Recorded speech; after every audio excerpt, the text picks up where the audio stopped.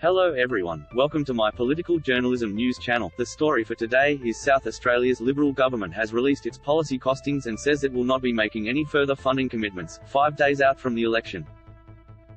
Treasurer Rob Lucas today said the move was an attempt to force opposition leader Peter Malinauskas to explain how Labor's pre-election promises will be funded.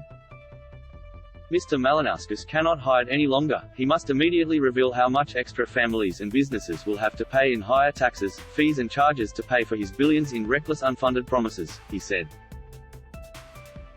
Costings are traditionally released a couple of days before Election Day. The expenditure list released today shows $288 million in new funding is required to pay for the Liberal Party's election commitments. What we are saying to Peter Malinauskas is put up or shut up. Nearly 100,000 people have voted already and you're refusing to say how you're going to fund $3 billion in promises, Mr. Lucas said. The list also shows nearly $700 million has already been spent on commitments the government made before entering caretaker mode or through previously allocated funding.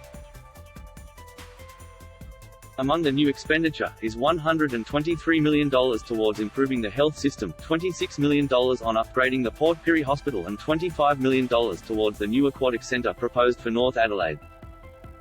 Mr. Lucas said while the government had drawn the line on making any new major announcement, modest pledges could still be made. Mr. Malinauskas said all of Labor's policies had been fully costed and that he would be announcing all of the budget numbers later this week. We will be doing it this Thursday, which is exactly what Rob Lucas did 4 years ago, what every treasurer before him has largely done, that is the prudent process, he said. He said today's announcement by the treasurer indicated the Liberal Party's campaign had ended. The fact that Rob Lucas, someone who is retiring in only a couple of days' time, has pulled probably one of the most ordinary stunts for such an important issue I think speaks volumes about where the Marshall government is at, he said.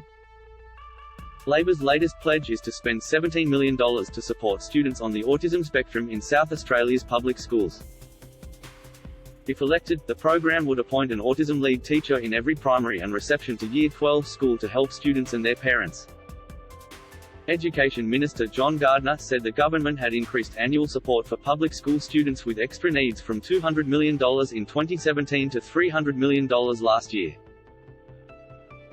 Concerns over debt and spending, SA Best's lead upper house candidate, Ian Marcos, accused the major parties of being dishonest in their insistence that taxes would not increase to pay for their promises. BS has its own sound and that's what you're hearing now, he said. What we're going to see in South Australia is a reverse Robin Hood, and that is going to affect small business, families, working people and none of this is being taken into account. If elected to the Legislative Council, Mr. Marcos said SA Best would advocate for wide-ranging tax reforms, including to stamp duty, payroll tax and slashing the outrageous cost of registering land titles.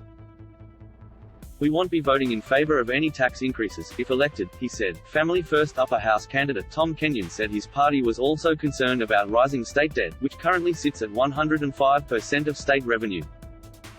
Both parties are addicted to debt and spending and that's got to stop, he said. That's why we're proposing a legislated debt cap that restricts debt to 50% of revenue. Mr. Kenyon conceded that not all debt is wrong but said the current rate of spending was out of control. That is all for today news. Thank you for watching to my channel. Please be sure to leave your comment and subscribe below for more news update.